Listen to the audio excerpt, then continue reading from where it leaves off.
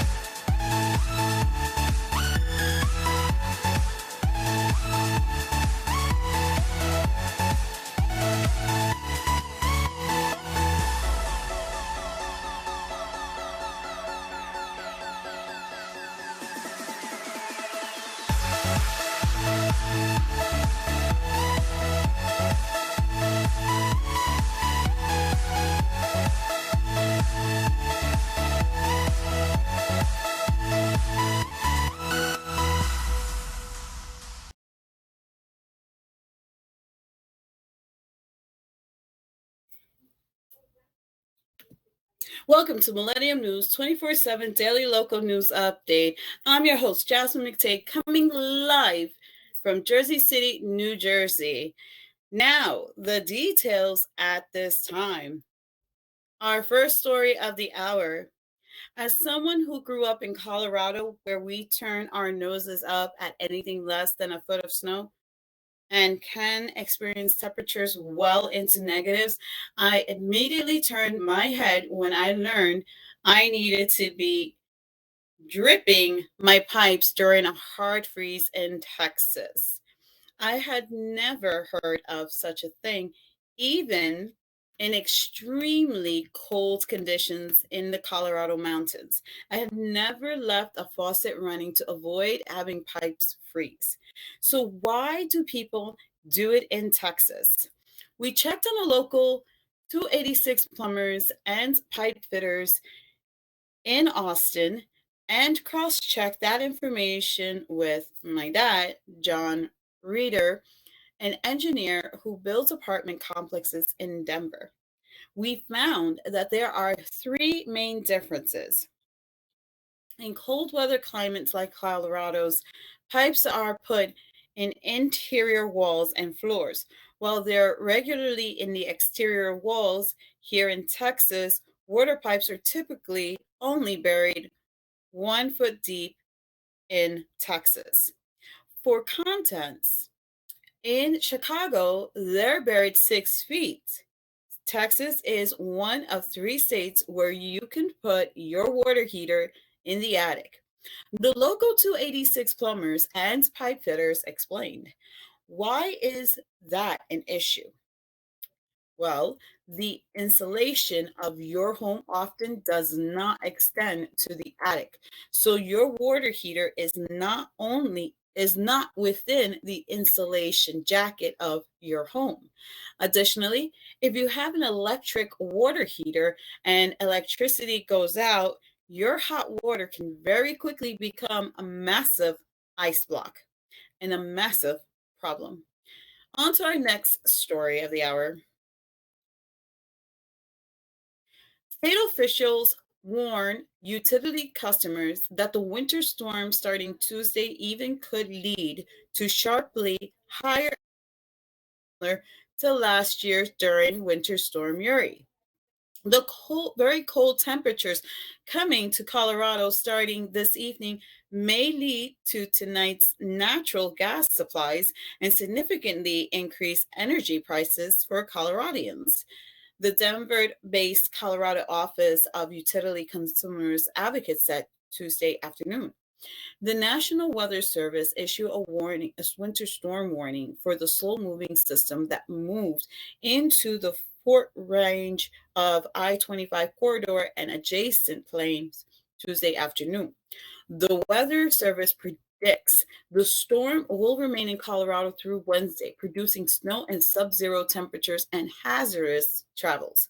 The snow will come to an end Wednesday evening, but the temperatures will be very cold. The weather services said the service station at Buckley Air Force Base in Aurora predicted a low of 11 degrees Tuesday night, -4 Wednesday night, 3 Thursday night, and 14 on Friday night. With those frigid temperatures, Colorado officials urges electric and natural gas consumers to reduce their energy use to avoid higher utility bills from this week, reminding residents of last February's storm, which caused an unprecedented surge in natural gas prices to around 15 times higher than normal. When there is a nationwide increase in the cost of natural gas due to supply and demand pressures, an average resident consumer in Colorado who uses the same amount of energy this winter as last winter will see an increase in bills, Colorado officials said. On to our next story. Philadelphia police are searching for a suspect who shot a Rite Aid security guard following an altercation with a consumer on Tuesday night. It happened near Broad and Oxford Street just before 9 p.m. in North Philadelphia. Police say a security guard working for Rite Aid asked a man and a woman to leave due to some type of disturbance inside of the store. The guard then reportedly walked the man and woman out of the store to a nearby parking lot of an AMC theater where an altercation ensued. We believe it could have been a fist fight, and the gentleman who was arguing in the store pulls out a gun and fires one shot, hitting the security guard in the foot, police said. The security guard, identified as a 41-year-old man, was taken to the area hospital where he's expected to survive. No arrests have been made at this time. And now to the next story of the hour. I couldn't do it anymore, and I couldn't pretend I was happy. Hiding out to cry in the bathroom was becoming a weekly ritual, but I didn't dare tell my husband or show my 4-year-old. I was reaching a breaking point, and my choices seemed clear. Stay safe in the bathroom forever or move us all back to my hometown. The combination of a big city living, motherhood, and being far away from family I adored kept tugging at my insides. I was emotionally overloaded and couldn't figure out how to feel grounded again. And I wonder if moving back was the solution to everything I was dealing with. I'd never been the best at hiding the truth. It takes all my willpower just to keep the gifts I buy a secret. But I've been doing my best to protect my husband and son from this truth because it meant a cross-country move from Los Angeles to Louisville. Shortly after moving, I met my future husband, and we began building our life together. Moving home to be near family gave me the support I was craving. The overwhelming feeling I carried didn't move with us. And this created space for me to be more present parent. We've been in Kentucky for 3 years, and the slower pace with a smaller community keeps me grounded. And even more inspiring than Colin's Firth smiling at me, I am watching my son build a close relationship to his grandparents. Spending time out of the car and with family is making all the difference. And now a short break from the daily English news of Millennium News 24/7. Stay tuned. Millennium TV, bridging communities worldwide. We broadcast diverse international content from Europe, Asia, Africa, and now right here in the USA. Watch us via Roku on your smart TV. Submit your own content to 1530entertainmentllc@gmail.com. Download the Millennium TV app from the App Store to stream our shows anywhere, anytime. Millennium TV.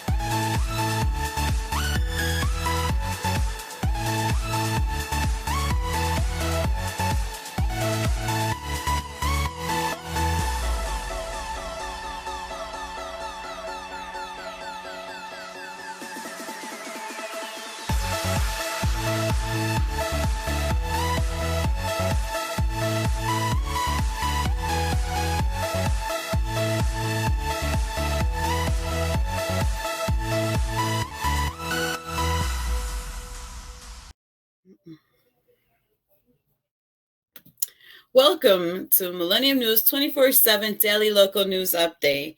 Now, on to the next story of the hour.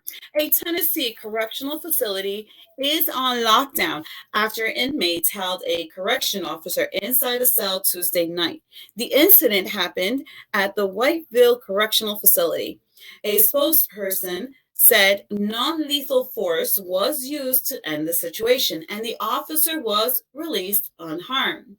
The Core Civic has managed the medium security facility or Tennessee Department of Corrections since 1998, and according to its website, Core Civic's public affairs manager Matthew Davio sent Fox 13 the following statement. Earlier this evening, facility staff at the Whiteville Correctional Facility administered a non-lethal force in a housing unit to quickly resolve a small disturbance during which one officer was briefly restrained by inmates. The officer was released without harm, and all inmates were secured in their cells. Inmates identified as participants in this incident have been separated from the general population. For further investigation as a precautionary measures and while the incident remains under review, the facility has been placed on lockdown status. This means that the inmates are restricted to their housing areas and any inmates movement will be conducted with escorts. Tennessee Department of Correctional officials were immediately notified of the incident and an investigation is ongoing. On to our next story of the hour. Wire thieves are hitting highways and bridges across western Washington. The latest incident forced the closure of a ramp to access I-5 express lane on 9th and Pike near Washington's Convention Center. The Washington State Department of Transportation said the criminals also caused significant damage to equipment all along the ramp in downtown Seattle, wreaking enough havoc that the WSDOT couldn't yet give an estimate reopening date. Junction boxes, terminal cans, they were all opened and destroyed. A lot of wire was removed, said Karen McKenzie with WSDOT. McKenzie is a superintendent of signal maintenance for the Northwest region. We keep finding more and more damages because they are ripping things apart just to pull the wires out, she said. We had to close the ramp off entirely, said Trooper Joseph Armstrong with the Washington State Patrol. Some of the cameras in the area are offline and the power to open up the gates, he said. McKenzie also stated the thieves even cut fiber optic cables with no copper inside in their search. As of Tuesday evening, the WSDOT crew were still assessing damage, so it's not clear yet how much wire was stolen and how much expensive the repairs will be. It happens so frequently that the public is not even really aware of it. It happens on a very regular basis, multiple times a week, McKenzie said. On to the next story of the hour.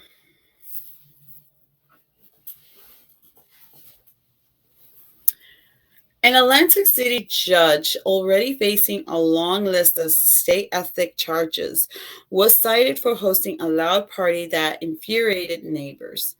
Gaudi's attorneys say the party and the citations are in a private matter, but neighbors in Buckhead tells us noise violations are very public and very decisive issue in that community. The trouble for Gaudi began when she arranged for a marching band to play. The police officers dispatched to the house on Roxborough Road near Lenox Square remarked it was loud as hell. During a break in the music, you can see unhappy neighbors arrive to complain to the first officer on the scene. This is absolutely ridiculous. I've got my children trying to sleep. You'll need to lock they're up. One of them said, with the music up and the officers explained the law to an adult woman attending the party. You know, I am damn near screaming at you. Imagine if you are trying to relax at home. You know what I'm saying, the officer said. Seconds later, Gaudy joins the discussion with the officer, perhaps an officer who has appeared in Gaudy's own courtroom at Atlanta Municipal Court. That's where Channel 2 became familiar with the judge. A real estate agent for the home said the owner would like to get a rezoned as a bed and breakfast, but for now it's available for parties for between 5,000 to 10,000 a night, depending on the size of the crowd. The Judicial Qualification Commission's acknowledged on that it is aware of the incident. On to the next story of the hour. A bartender robbed at gunpoint who said he was forced to pay back the thousands of dollars stolen filed a lawsuit Tuesday night against the former employer. Videos of the incident obtained by the 8 News Now I-team shows an armed man coming to the lodge Halal Bay on the morning of December 4, 2020. Edward Packer, 42, was working at the bar when the robber demanded money. Parker, holding his hands in the air, gives the armed man money from the register and cash sitting on the bar. The video shows. The business is on Halal Bay Way near the Desert Inn Road in Summerlin. In December 2020, we are in the middle of a COVID, Parker said. People are fighting for jobs left and right, and I suppose I let the idea of having a steady job with steady income cloud my judgment. Hours after handing over $3,900, Parker said management at the lodge told him he had to pay the money back, according to the lawsuit filed Tuesday. A bartender robbed at gunpoint who said he was forced to pay back thousands of dollars stolen is now suing his former employer.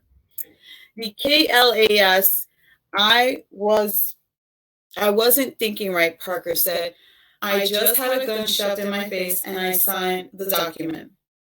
Parker is now living out of state. His attorney, Sam Murkowski, and Amanda Brickerheiser said the lodge coerced Parker to sign the contract and worked under unfair conditions after having been the victim of crime.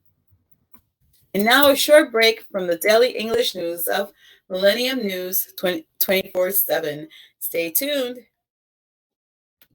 Millennium TV, bridging communities worldwide. We broadcast diverse international content from Europe, Asia, Africa, and now right here in the USA. Watch us via Roku on your smart TV. Submit your own content to 1530entertainmentllc@gmail.com. Download the Millennium TV app from the App Store to stream our shows anywhere, anytime.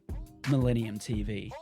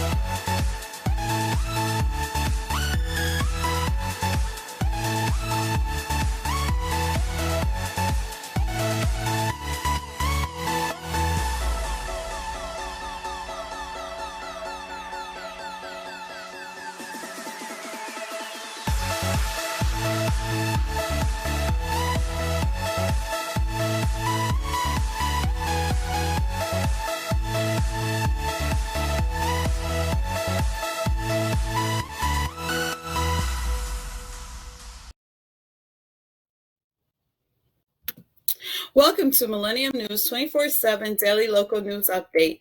And now for the next story of the hour. Turkish President Recep Tayyip Erdogan offered Thursday to mediate talks between Russia and Ukraine as NATO warned that Moscow's military buildup continues. With more than troops and military equipment deployed to neighboring Belarus than at any time in the last 30 years. Erdogan, who has close but sometimes difficult ties with Russian President Vladimir Putin, said Turkey was prepared to undertake its part in order to end the crisis between two friendly nations that are neighbors in the Black Sea. I have stressed that we would be happy to host a summit meeting at the leadership level or technical level talks, Erdogan said after about 3 hours of talk with Ukrainian President Volodymyr Zelensky.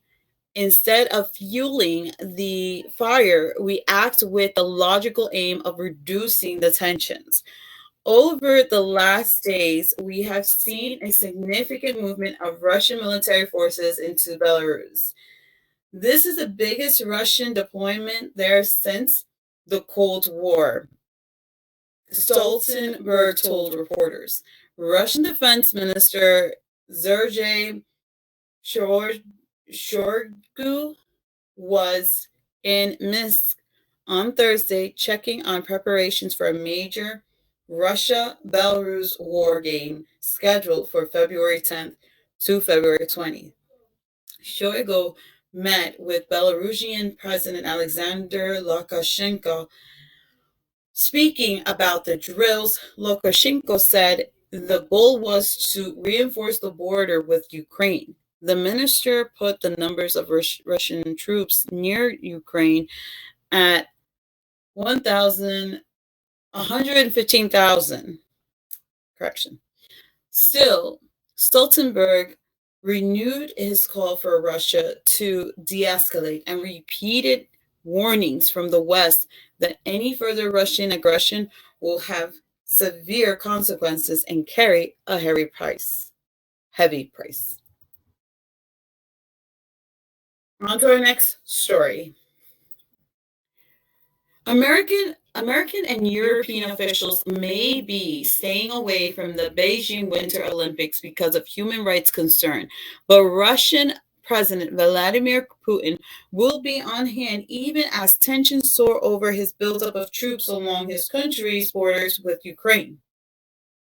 Putin's talks with Chinese President Xi Jinping on Friday will mark their first in-person meeting since 2019 and are intended to help strengthen Moscow's tie with China and coordinate their policies in the face of Western pressures. After the two will attend the game's opening ceremonies.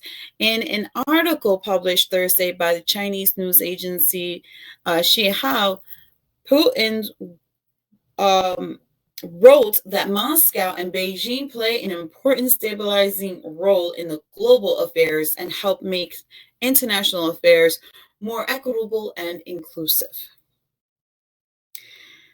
The Russian president criticized attempts by some countries to politicize sports to the benefit of their ambitions, an apparent reference to a diplomatic boycott of the Olympics by the US and some of its allies.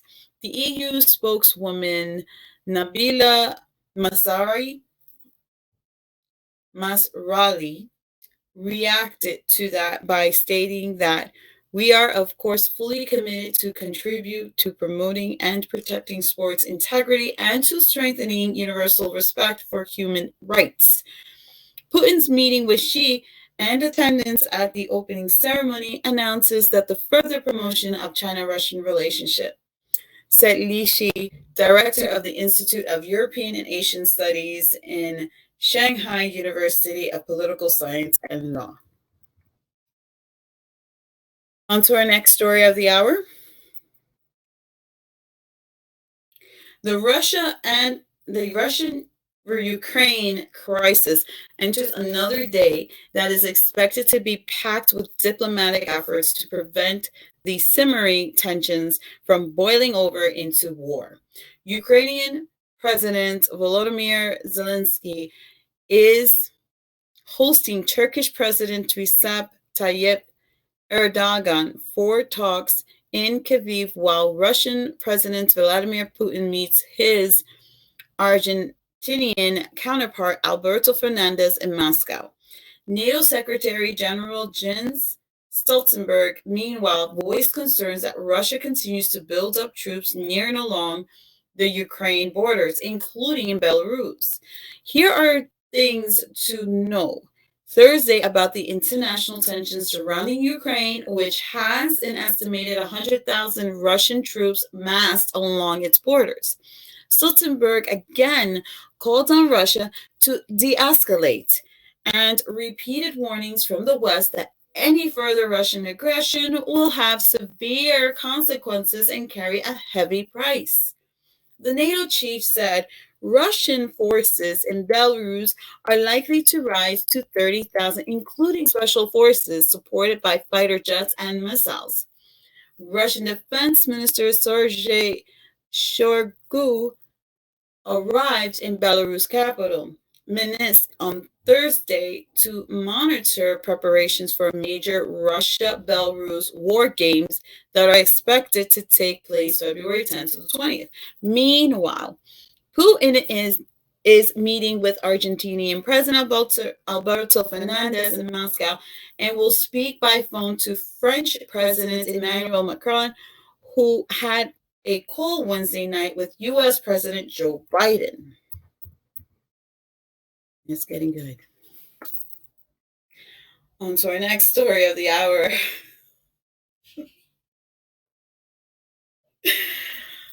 The leaders of the Islamic State group killed in the U.S. raid overnight in northwest Syria was largely a mystery, with almost no known photos, never appearing in public or group videos. He met his end in the same rebel-held Idlib province where his predecessor, Abu Bakr al-Baghdad, was hunted down by Americans more than 2 years ago, some distance from the main theaters in eastern Syria and Iraq, where the group once held vast swaths of territory in a self-declared caliphate. The veteran militant, since the U.S.-led invasion of Iraq in 2003, he took the name Abu Ibrahim al-Hashimi al-Qurashi when he took over command of IS after al-Baghdadi was killed in October 2019 raid. It was up to him to lead the group's remnant as they regrouped following the downfall of their caliphate and shifted underground to wage an insurgency in Iraq and Syria. His death comes as IS militants, after years of low-level hit-and-runs ambushes, have begun to carry out bolder and higher-profile attacks. Last month, IS attacked a prison in northeast Syria to free jailed comrades, leading to a 10-day battle with the Kurdish-led forces that left some 500 dead. He was responsible for the recent brutal attacks on a prison near northeast Syria. He was the driving force behind the genocide of the Yazidi people, Biden said Thursday. We all remember the gut-wrenching stories, mass slaughters that wiped out entire villages, thousands of women and young girls sold into slavery, raped, used as weapons of war. And now a short break from the daily English news of Millennium News 24/7, and stay tuned. Millennium TV, bridging communities worldwide. We broadcast diverse international content from Europe, Asia, Africa, and now right here in the USA. Watch us via Roku on your smart TV. Submit your own content to 1530entertainmentllc@gmail.com. Download the Millennium TV app from the App Store to stream our shows anywhere, anytime. Millennium TV.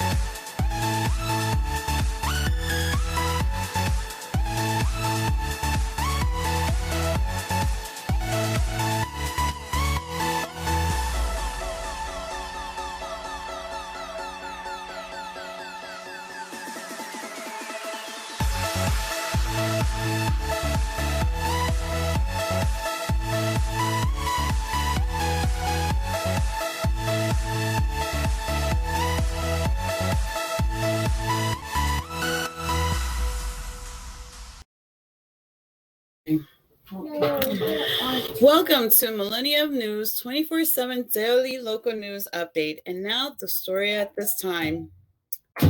COVID-19 vaccines are saving an untold number of lives, but they can't stop the chaos when a hugely contagious new mutant bursts on the scene, leading people to wonder, will they need boosters every few months? A new vaccine recipe. A new type of shot altogether. That's far from settled, but with the shots still doing their main job, many experts are cautioning against setting too high a bar.